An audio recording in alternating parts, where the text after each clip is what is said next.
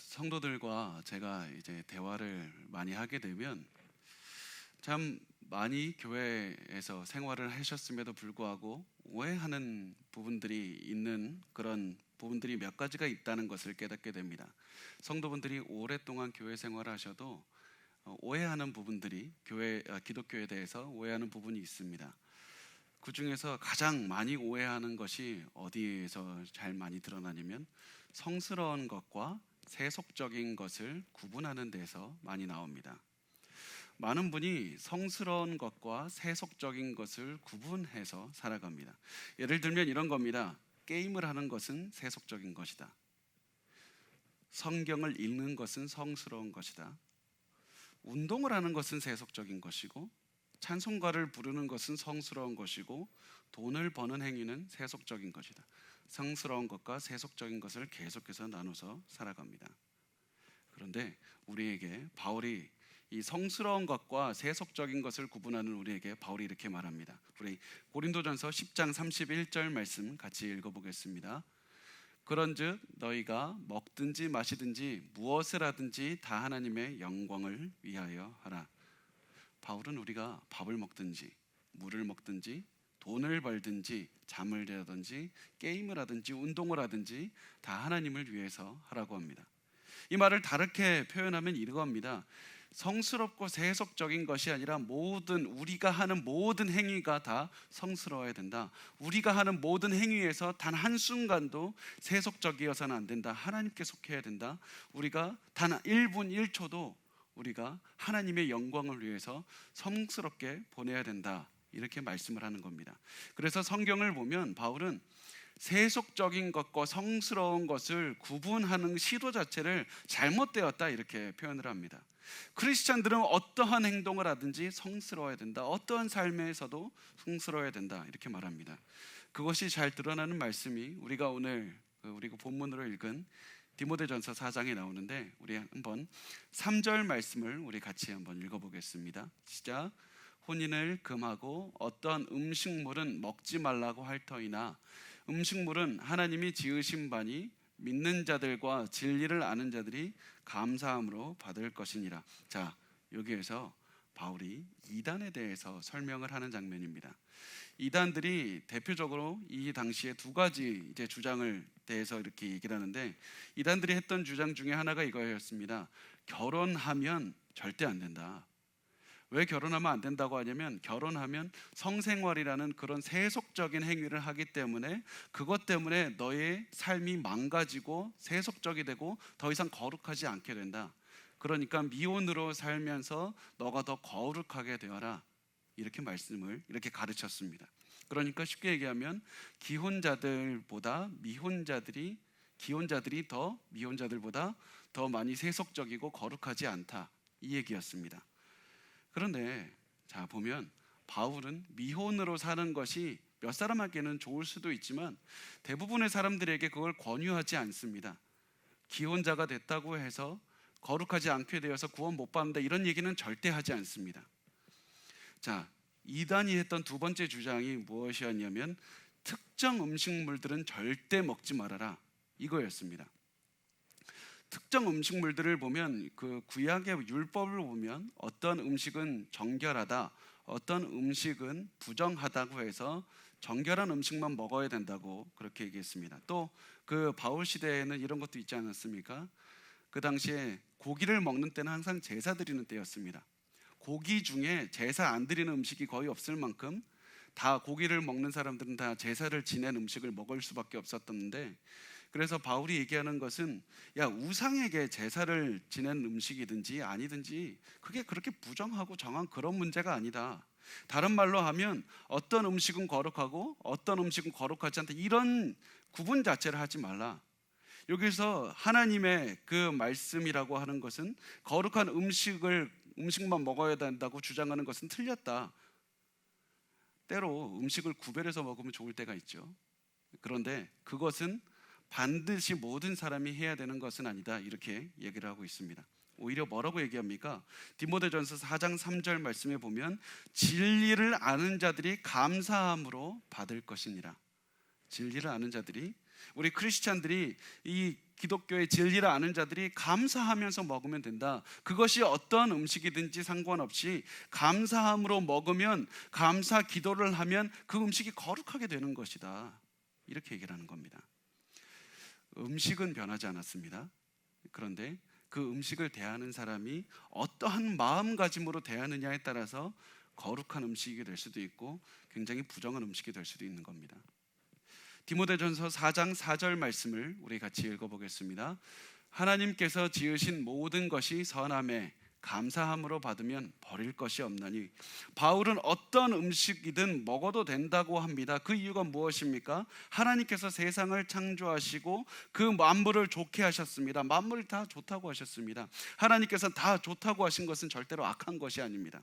두 번째, 하나님께서 창조하시고 좋다고 하셨으니 그것들을 먹을 수 있을 뿐더러 하나님께서 이 감사하지 않는 마음을 갖고 있는 것은 오히려 하나님께서 주신 그것에 대해서 그것을 거룩하지 않게 여기는 것이다. 그러니까 감사하지 않는 마음은 오히려 좋은 음식도 거룩하지 않게 안 좋은 음식으로 바꿀 수 있다.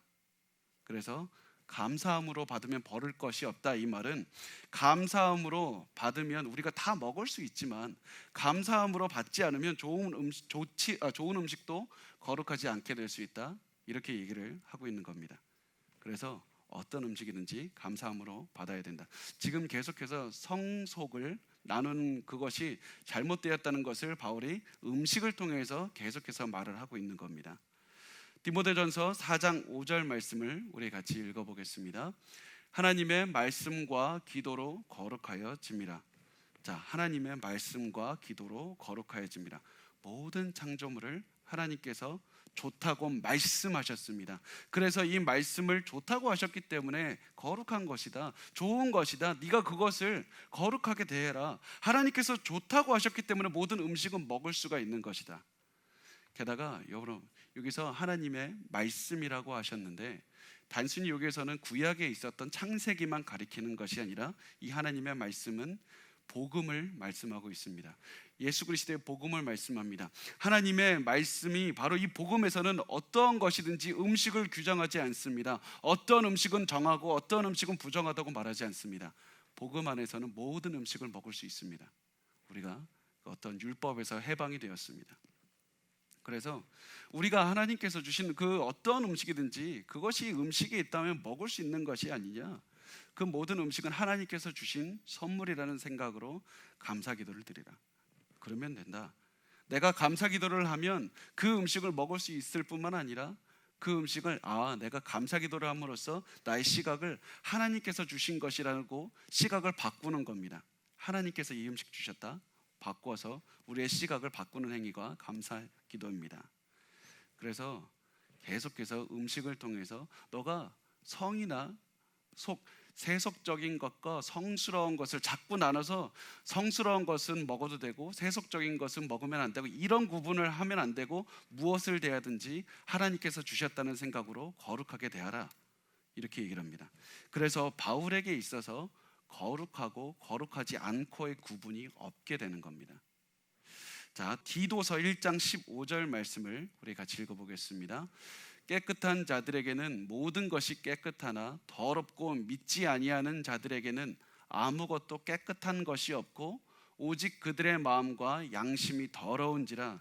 예수님을 믿어서 깨끗하게 된 자가 있느냐? 그 사람은 구약의 음식법의 기준에 따라서 더럽고 깨끗하고 이런 구분이 아니다. 그런 것은 전혀 중요하지 않다. 오히려 너희가 그 음식을 어떻게 대하느냐에 따라서 그 음식이 깨끗하게 될 수도 있고 더럽게 될 수도 있다.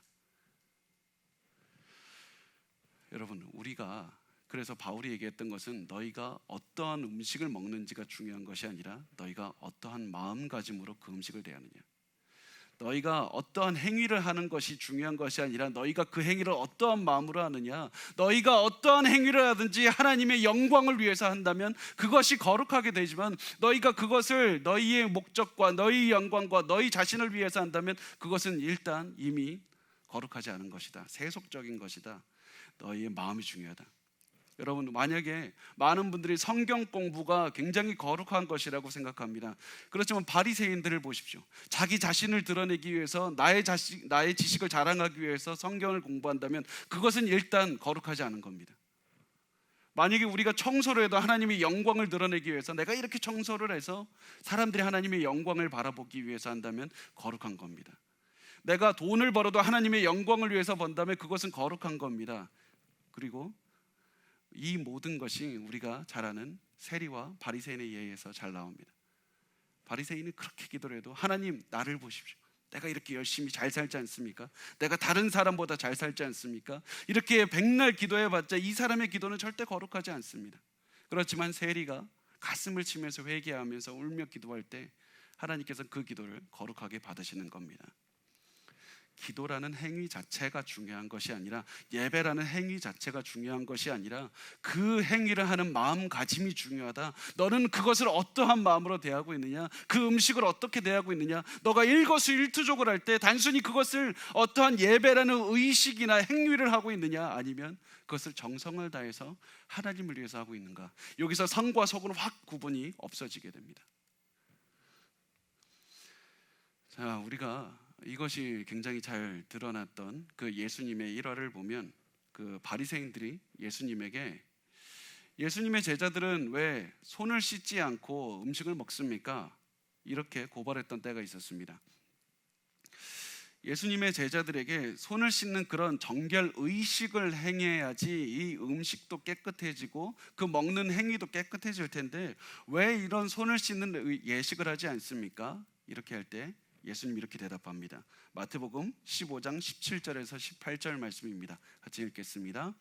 입으로 들어가는 모든 것은 배로 들어가서 뒤로 내버려지는 줄 알지 못하느냐. 입에서 나오는 것들은 마음에서 나오나니 이것이야말로 사람을 더럽게 하느니라. 어떤 음식이 나를 거룩하게 하고 어떤 음식이 나를 부정하게 하는 것이 아니라 너의 마음이 그것을 어떻게 대하느냐에 따라서 그것이 정하게 될 수도 있고 부정하게 될 수도 있다. 내 마음에서 나오는 것이 더러운 것이고 내 마음이 나오는 것에서 더러운 것이 나온다면 너가 무엇을 대하든지 더럽게 된다. 여러분, 우리가 오늘 예배를 드리고 있지만, 그리고 또 가정에서 예배를 드리고 있지만, 이 예식을 하는 거에서 그치지 마십시오. 우리의 마음을 드려야 됩니다. 우리의 마음을 드리지 않으면 우리가 백날 예배를 드려봤자 그것은 거룩하게 되지 않습니다. 단순히 여러분, 우리가 기도한다고 해서 거룩하게 되는 것도 아니고 돈을 번다고 해서 세속적이 되는 것이 아닙니다. 여러분의 마음은 어떻습니까? 우리가 이제는 마음속에서 성스러운 것과 세속적인 것의 구분을 지웠으면 좋겠습니다. 모든 일거수일투족을 하나님의 영광을 위해서. 왜 그렇습니까? 여러분, 하나님께서는 성스러운 것과 세속적인 것을 구분지어서 성스러운 것만 내 것이고 세속적인 것은 나머지 다른 신의 것이다, 이렇게 말씀하신 적이 없습니다. 하나님께서는 이 세상 모두를 다 하나님의 것이라고 말씀하셨습니다. 성스럽다, 홀리하다는 말의 의미가 무엇이냐면, 많은 분들이 이렇게 생각합니다. 구분되었다, 구별되었다. 아닙니다. 그 뜻이 포함되어 있지만 성스럽다는 뜻은, 거룩하다는 뜻은 구분되었다는 것이 아니라 하나님께 속했다는 겁니다. 하나님께 속했기 때문에 구분이 된 겁니다. 하나님께 속한 것이 거룩한 겁니다. 성스럽다, 세속적이다, 우리가 이미 나누고 있는 이것은 우리가 어떤 의도를 나누게 되냐면, 성스러운 것은 하나님께 속했으니 세속적인 것은 내 것이고, 성스러운 것은 하나님께 속했고 이 세속적인 것은 하나님께 속하지 않은 것이다. 여러분, 온 세상이 다 하나님께 속했습니다. 우리가 하는 모든 행위가 다 하나님께 속한 그런 행위를 살아야 됩니다. 우리가 하는 모든 것이 성스러워야 됩니다. 제가 성스럽다, 세속적이다 이 말을 좀 이렇게 자세하게 설명을 했는데, 제가 이렇게 길게 설명한 이유가 있습니다. 그게 우리가 오늘 공부하는 사도신경에 공부하는데 굉장히 중요하기 때문입니다. 사도신경에서 우리가 이 한마디를 설명하기 위해서 제가 계속해서 설명했는데, 전능하사, 이 한마디를 설명하기 위해서였습니다. 전능하사라는 말. 전능하사라는 말은 하나님께서 모든 것을 할 수 있다, 이런 의미가 아닙니다. 헬라어 그 단어를 보면 어떤 의미냐면, 전능하다는 의미는 하나님께서 모든 것을 다스리신다, 하나님께서 다 다스리신다라는 의미가 전능하사라는 이렇게 번역이 된 겁니다. 모든 것을 다스린다는 의미가 무슨 의미냐면 하나님께서 창조하신 이 모든 것을 다스리신다. 영의 세계뿐만 아니라 우리가 일반적으로 오해하는 육의 세계까지도 하나님께서 다스리신다. 우리가 세속적으로 여기고 성스럽지 않은 저런 것들이라고 여기는 그 모든 분야도 하나님의 다스림 안에 있다. 육의 세계까지 하나님이 다스린다. 우리가 여기서 성스러운 것과 세속적인 것의 구분을 버려야 되는 이유입니다. 전능하사. 이 전능하사 이 모든 육과 영의 세계가 하나님께 속했다라는 것을 굳이 사도신경에 넣었던 이유가 왜 그랬냐면 이 당시에 사도신경을 지을 때 있었던 초대교회에 있었던 이단 때문에 그렇습니다.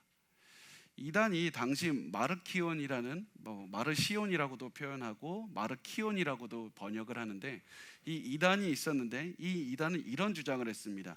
영은 거룩하고 육은 악하다. 사실 우리 근처에서도 주변에서도 이런 생각을 하고 계신 분들이 많이 있습니다. 영은 거룩하고 육은 악하다.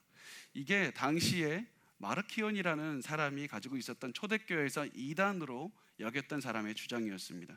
우리가 보기에 이건 무슨 그렇게 큰 대수입니까? 그렇게 크게 중요하지 않을 것 같은데 굳이 이단이라고까지 규정했던 이유가 무엇입니까? 그리고 이 사람을 대항해서 사도신경에 굳이 이렇게 넣었던 이유가 무엇입니까? 네, 이게 아무것도 아닌 것 같아 보이는데 한 단계씩 논리적으로 가다 보면 굉장히 큰 이 차이점을, 굉장히 큰 잘못된 점을 드러냅니다. 제가 그래서 논리적으로 한 걸음씩만 천천히 가보겠습니다. 영은 성스럽고 육은 악하다라는 주장이 어떻게 한번 이어지는지 같이 한번 보십시오. 자, 영은 일단 거룩하고 육은 악하다라는 생각을 받아들이면 어떻게 되냐면 구약 시대에 이 육의 세계를 창조하신 야훼 하나님은 일단 나쁜 신이 되는 겁니다. 나쁜 육의 세계를 창조했기 때문에 이 야훼 신은 무지했든지 몰랐든지 이렇게 짓고 보니까 나빴네 라고 생각을 했든지 아니면 일부러 악한 세상을 창조하게 되는 겁니다. 이렇게 야훼가 악한 세상을 만들었으니 악하거나 무지한 신이고, 그래서 구분되어져야 되는 게 결국은 어떻게 드러나냐면 선한 신이 있을 수밖에 없는 겁니다. 예수님의 아버지는 선한 신입니다. 그래서 구약의 신과 신약의 신이 다르게 됩니다. 처음에는 아무것도 아닌 것 같아 보이는데 갈수록 이게 문제가 됩니다. 그래서 이 악한 야훼가 지은 이 악한 세상이 참된 신이 하나님에게 대항하는 세상이 되고, 하나님과는 이 세상을 절대로 화합할 수가 없게 되는 겁니다. 이 하나님은 육은 절대 상대하지 않고 영만 상대합니다. 거룩하니까. 계속해서 이게 길이가 커지죠. 계속. 그러다가 이 육의 창조에 대해서 구약에 기록한 구약 성경도 그래서 굉장히 악한 책, 저급한 책, 최고의 책은 아니라 좀 낮은 책이 되게 됩니다. 그렇다면 예수가 우리 이 세상에 온 이유가 무엇인가? 육 안에 영이 갇혀 있기 때문에 영을 자유하기 위해서, 육에서부터 풀어주기 위해서 예수가 오게 된 겁니다. 그래서 인간이 결국 목적이 무엇이냐면 육체로부터 자유롭게 돼서 영이 자유롭게 되는 것. 영을 풀어주기 위해서 이 땅에 하나님께서 이 땅에 예수를 보내셨는데, 자, 우리는 예수님이 성육신이 되었다, 인간의 몸을 입고 오셨다 이렇게 생각합니다. 그런데 영은 거룩하고 육은 악하다는 생각을 가진 그 순간 예수님은 거룩한 분이기 때문에 육을 가지면 안 됩니다. 맞죠? 그래서 예수님은 그러면 이 땅에 육으로 온 게 아니라 영으로 왔는데 육신처럼 보인 겁니다. 우리가 환상을 본 겁니다. 그렇게 된다면 육신이 아니니까 예수님은 영이니까 십자가에서 죽은 것도 아닙니다. 그럼 예수님의 십자가 사건도 부인이 됩니다. 그럼 왜 죽었나? 기절한 것처럼 죽은 것처럼 보인 겁니다. 그래서 예수님은 인간처럼 보였을 뿐이지 인간이 아니었다. 처음에 영은 거룩하고 육은 악하다라는 이 생각 자체가 그렇게 크게 나쁠 것이 없어 보였는데, 결국 논리적으로 하나씩 가다 보면 결국 이런 엄청난 결과를 맺게 되는 겁니다. 예수님은 십자가에서 죽은 적이 단 한 번도 없다. 이런 결론을 맺게 되는 겁니다.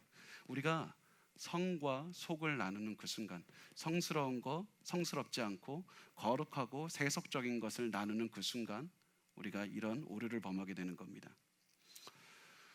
이런 사도신경이 기록되었을 때 이 마르키온의 주장이 굉장히 교회 내에서 성행했습니다. 그래서 이 사도신경을 통해서 초대교회가 반박을 한 겁니다. 초대교회가 어떻게 이렇게 많은 얘기들을 넣지 않고 단 하나의 단어로 이 주장을 반박한 겁니다. 전능하사, 전능하신 하나님. 사람들은 초대교회에서 사도신경을 외우면서 전능하사라고 말할 때 사람들은 단순히 하나님께서 모든 일을 할 수 있는 능력이 있는 분이다 이렇게 고백했던 것이 아니라, 하나님은 영과 육을 창조하셨을 뿐 아니라 영과 육을 여전히 다스리시는 분이다 이렇게 고백했던 겁니다.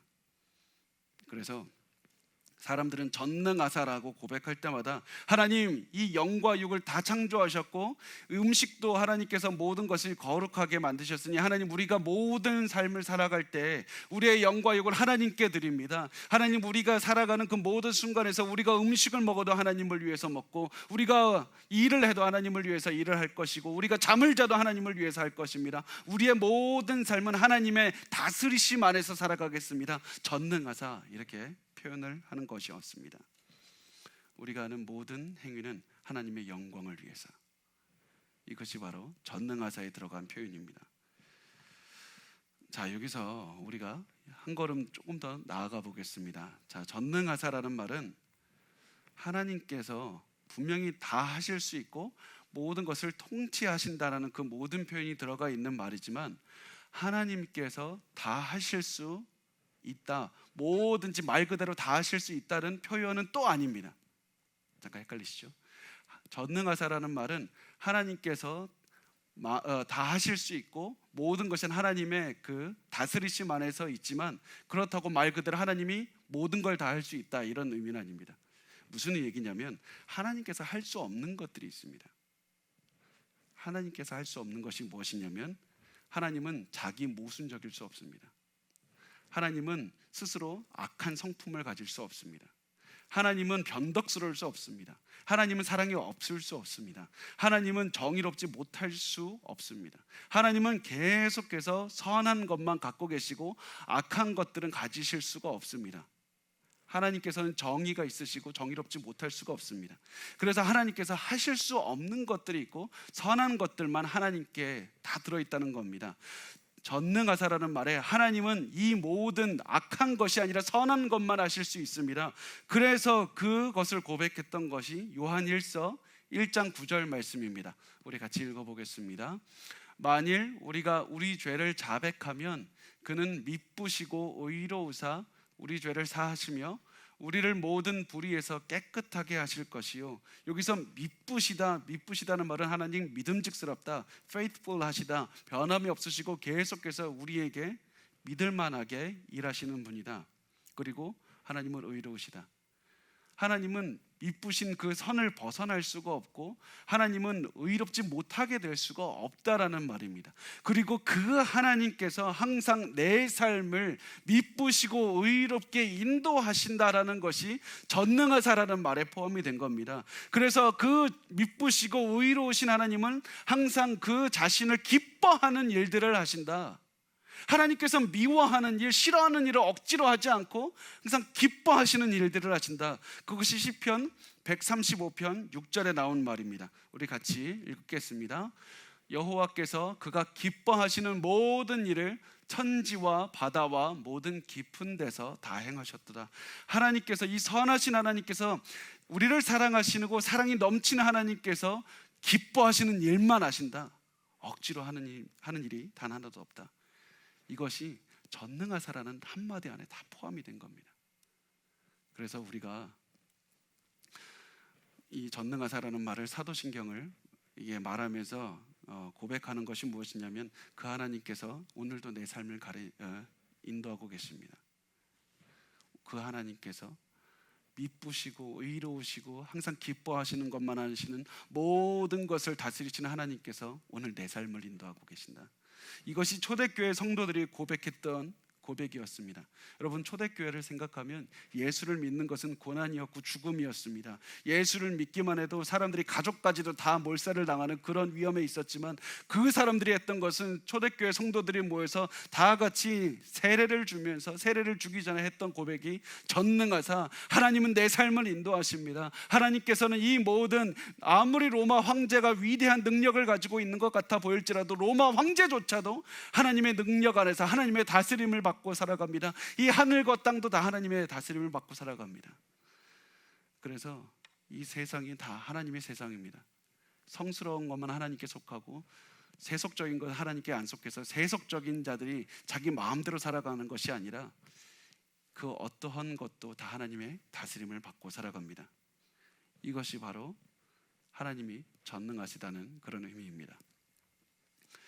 그리고 이 전능한 하나님께서 하늘과 땅을 만드셨습니다. 그래서 천지를 만드신 하나님이라는 고백을 하게 됩니다. 자, 우리가 여기에서 천지라는 말이 하늘과 땅이라는 의미는 다 아시죠? 근데 여기서 한 가지 성경에서 쓰는 문학적인 기술 방법을 하나만 제가 말씀을 드리겠습니다. 메리즘이라는, 좀 어렵죠? 원래 학자들이 어려운 말을 쓰기를 좋아해서 굳이 이렇게 안 써도 되는데 이렇게 단어를 하나 만듭니다. 메리즘이라는 게 뭐냐면 이 기법은 양극단을 말해서 그 총체적인 그 가운데 있는 모든 것까지 통틀어서 말하는 기법이 메리즘이라는 겁니다.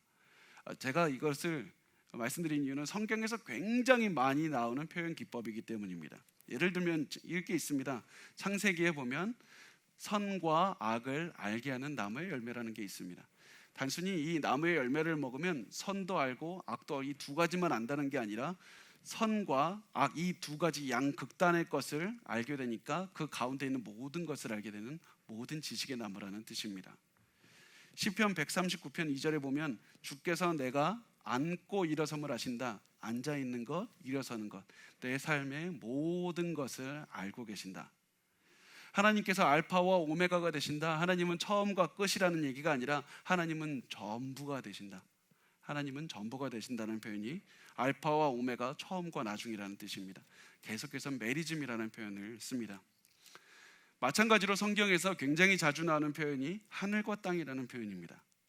하늘과 땅이라는 표현은 하늘과 땅을 말씀하는 것이 아니라 저 하늘 끝에서부터 땅 끝까지, 그리고 그 가운데 있는 모든 것들, 세상 전체를 말씀을 하고 있습니다. 사도신경이 지금 이 표현 기법을 가져와서 천지를 만드신 하나님이라고 표현을 하는 겁니다. 하나님께서 이 세상 모든 만물을 만드신 하나님, 그 창조주라는 말씀을 하고 있는 겁니다. 자, 여기서 하늘과 땅이라는 표현에서 하늘과 땅, 이것들 표현하고 있기도 하지만 한 가지만 더 보시면 하늘은 영적인 세계를 상징하기도 하고 땅은 육의 세계를 상징하기도 합니다. 계속해서 하나님께서는 영과 육의 세계 다 창조하셨고 하늘과 땅에 있는 세상 만물을 다 창조하셨다. 천지를 만드신 하나님 아버지가 되는 겁니다. 하나님은 세상 모든 것을 만드신 분이다. 자, 이것을 통해서 이 사도신경을 통해서 초대교회 리더들이 우리에게 이렇게 얘기를 하는 겁니다. 너희가 하늘과 바다를 보느냐? 이 영의 세계를 보느냐? 너희가 태양과 달과 별들과 물고기와 모든 새들을 보느냐? 너희가 남자와 여자를 보고 그들이 사랑하고 그들이 가지고 있는 그 영의 세계를 갈망하고 그 모든 것들을 보느냐? 너무 위대하지 않느냐? 이 모든 것들을 바라보느냐? 이제 내가 이 모든 것을 창조하신 그 창조주를 소개하겠다. 그러면서 하나님을 소개하고 있는 겁니다. 여러분, 그래서 창세기 1장과 2장의 천지 창조 이야기를 보면서 우리가 천지에 있는 창조 피조물들이 이렇구나, 이것을 말씀하고 있는 것이 아니라 창세기 1장과 2장은 천지를 만드신 하나님에 대해서 말을 하고 있는 겁니다. 하나님 아버지, 그 창조주 하나님에 대해서 말씀을 하고 있는 겁니다. 이 하나님께서 세상을 창조하셨을 뿐 아니라 아름답게 이끌고 가고 계시고 그 하나님이 바로 우리의 하나님이 되신다. 그것이 바로 내 삶을 이끌고 가고 계시는 그 하나님이라는 뜻이 바로 우리 전능하사 천지를 만드신 하나님이라는 뜻입니다. 자, 우리가 이제 이 마지막으로 전능하사, 이 말씀을 통해서 전능하사 천지를 만드신 하나님이라는 이 구문을 통해서 우리가 깨달을 수 있는 세 가지를 한번 살펴보겠습니다. 첫 번째는 이겁니다. 천지를 지으셨다는 것을 통해서 우리가 피조물이고 하나님이 창조주라는 사실을 기억하라는 겁니다. 우리는 피조물이고 하나님은 창조주이십니다. 많은 분이 우리가 피조물이고 하나님은 창조주라는 사실을 잊어버리고 살아갑니다. 창조주와 피조물의 가장 큰 차이가 어디서 드러나는지 아십니까? 창조주와 피조물의 가장 큰 차이는 피조물이 창조주를 이해하지 못한다는 데 있습니다. 창조주를 피조물이 이해했다면 그것은 더 이상 피조물이 아닙니다. 창조주지. 하나님을 우리가 100% 이해했다면 우리는 더 이상 인간이 아니라 하나님입니다. 성경이 하나님에 대한 완벽한 지식을 말하지 않습니다. 하나님은 성경을 통해서 우리가 알 필요가 있는 것만 우리에게 알려주셨을 뿐입니다. 하나님은 우리에게 하나님 전체에 대해서 알 수 있는 능력을 주지 않으셨고, 또 하나님께서 우리에게 주신 것은 우리가 세상을 살아가면서 필요한 겁니다. 하나님을 따를 때 하나님의 믿음을 갖기 위해서 필요한 그만큼만 딱 주셨습니다. 그런데 우리가 어떻게 생각합니까?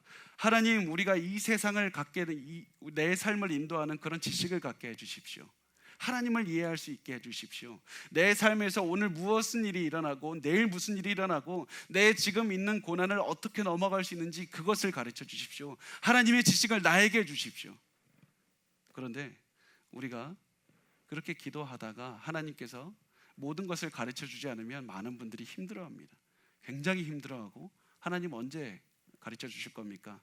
염려하고 불안해합니다.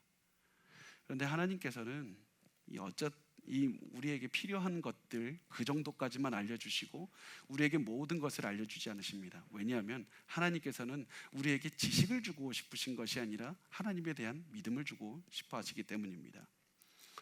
우리가 어려움을 만났을 때, 이해하지 못하는 상황을 만났을 때 우리가 한 가지 기억해야 되는 것은 나는 피조물이고 피조물인 나는 창조주이신 하나님을 믿는 방법밖에 없다. 이것을 우리가 기억해야 됩니다. 우리가 이 말씀을 통해서 또 사도신경 우리가 나누는 것을 통해서 두 번째 우리가 배울 수 있는 것은 이 세상은 우리의 것이 아니라 하나님의 것이라는 사실입니다. 이 세상은 우리의 것이 아닙니다. 하나님께서 우리에게 이 세상을 주시고 너희의 것이니까 니네 마음대로 살다가 네 마음대로 낭비해라 이렇게 말씀하신 적이 단 한 번도 없습니다. 하나님께서는 이 세상은 하나님이고 천지를 창조하신 하나님께서 이 세상의 주관자가 되시고 이 세상을 다스리고 계시다는 말씀을 통해서 너희가 이 세상의 주인이 아니라 이 세상을 잠시 맡아 관리할 뿐이라, 이것을 말씀하는 겁니다. 이 세상은 하나님의 것이기 때문에 우리가 관리하다가 나중에 하나님 앞에 섰을 때 하나님, 내가 이 세상을 어떻게 관리했습니다, 이렇게 대답할 날이 올 것이다. 천지를 지으신 하나님이 여전히 이 천지의 주인이시다는 사실을 우리가 기억해야 됩니다. 그래서 우리가 이 하나님께 받은 이 세상을 마음대로 낭비하거나 함부로 달아서는 안 됩니다. 디모데전서 4장 4절 말씀 우리가 다시 한번 읽겠습니다. 하나님께서 지으신 모든 것이 선함에 감사함으로 받으면 버릴 것이 없나니. 아멘. 자, 우리가 이제 이 전능하사 천지를 만드신 하나님을 통해서 배울 수 있는 세 번째 교훈은 교회가 세상 속에 있어야 된다는 겁니다. 교회는 세상을 벗어나면 안 됩니다. 교회가 세상을 벗어나는 순간 타락하게 됩니다. 우리는 절대 사찰이나 그런 곳과 다릅니다. 수도원이 아닙니다. 교회는. 자, 초기 기독교 역사를 보면 이런 생각이 팽배했습니다. 교회는 거룩한, 교회 건물은 거룩하고 교회 건물을 제외한 세상은 거룩하지 않다. 그래서 여기에 선을 그어야 된다. 이렇게 생각했습니다. 그래서 그런 생각을 했었을 때 가장 많이 성행한 것이 무엇이냐면 수도원입니다. 사람들이 더럽고 거룩하지 않은 세상을 떠나서 나 혼자 독야청청하리라, 내가 거룩하리라, 나 혼자 깨끗하리라 세상을 등지고 수도원으로 다 몰려갔습니다. 그렇게 했을 때 수도사들이 수도를 하다가 자기의 그런 정신을 갈고 닦고 혼자서 거룩하게 살려고 하다가 가끔씩 세상에 내려와서 사람들에게 깨달음을 주고 마치 지금 현재 사찰에 있는 스님들처럼 그렇고 살았었습니다. 그런데 이것이 처음에는 괜찮아 보였는데 계속해서 시간이 지나니까 계속해서 문제가 생기게 됩니다. 아까 영은 거룩하고 육이 악하다는 것을 봤을 때 그거 자체로는 그렇게 크게 잘못될 것이 없는 것 같은데 논리적으로 하나씩 가다 보면 그것이 큰 결과를 맺었듯이 교회는 성스럽고 그리고 세상은 더럽다, 거룩하지 않다, 이런 자꾸 이분법적인 생각을 하다 보니까 나중에 교회가 어떠한 생각도 하게 되냐면 라틴어는 성스럽고 나머지 언어들은 성스럽지 않다. 성경은 성스러운 것이니까 성스러운 라틴어로만 읽어야 되고 나머지 언어로는 절대 읽으면 안 된다. 사람들은 그래서 시간이 지날수록 성경을 읽지를 못하는 겁니다. 아무도 라틴어를 모르니까. 그래서 그 당시에 사제들만, 동네에 한두 명 있는 사제들만 성경 라틴어를 할 줄 알았기 때문에 라틴어를 읽었습니다. 그래서 그 당시에, 요즘에도 영어에 남아있는데 그 당시에 라틴어를 읽을 줄 아는 그 사람만 사람 기능을 한다, 사람 같다. 그래서 펄슨이라고, 펄슨하고 비슷하게 그 사제만 팔슨이라고 불렀습니다. 그래서 이 사람들은 라틴어만 읽을 줄 아니까 사람들이 성경을 읽지를 못하는 겁니다. 그때 종교개혁이 어떻게 일어났습니까? 마르틴 루터가 헬라어 성경을 독일어로 번역하는 데서 시작을 하게 됩니다. 이것 때문에 엄청난 반향이 그 당시에 일어났습니다.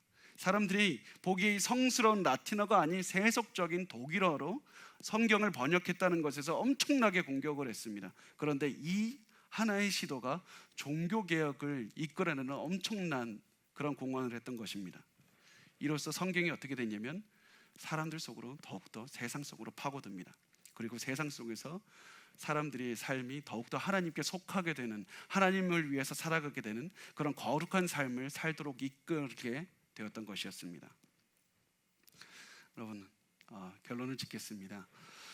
하나님께서 이 세상을 지으시고 어느 것은 성스럽고 어느 것은 세속적인 거야, 그러니까 성스러운 것만 나한테 갖다 바치고 세속적인 것은 니네 알아서 살아라, 이렇게 한 적이 단 한 번도 없습니다.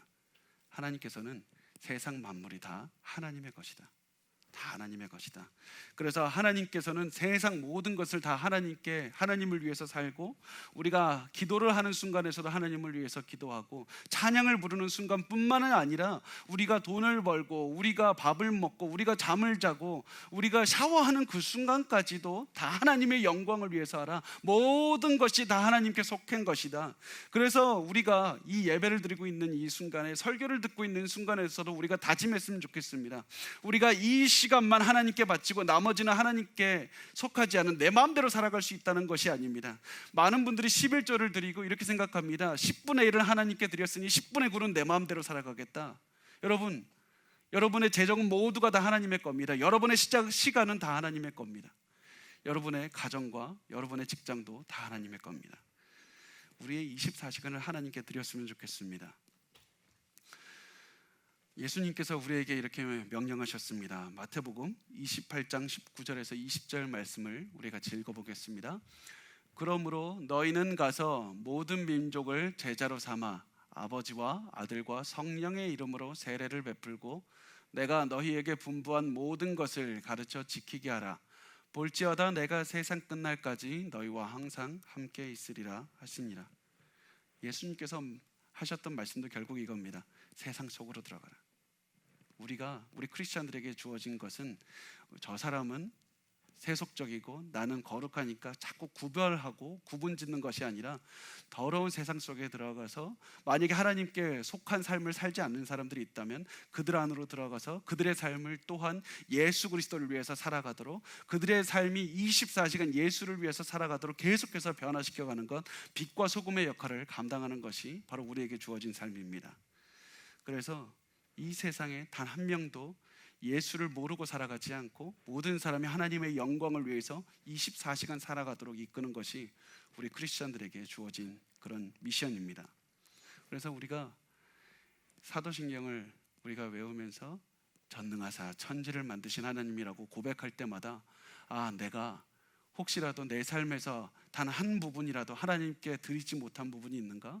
내가 단 한 부분이라도 하나님 이것은 내 겁니다. 하나님 내 사업만은 안 돼요. 하나님 내 가정만은 안 돼요. 하나님 내 재정만은 안 돼요. 하나님 내 삶만은 안 됩니다. 이런 부분은 없는지 우리가 돌아보시고 우리가 하나님께 나의 전부를 드립니다. 전능하사 천지를 만드신 하나님이라는 그런 고백을 드렸으면 좋겠습니다. 자, 우리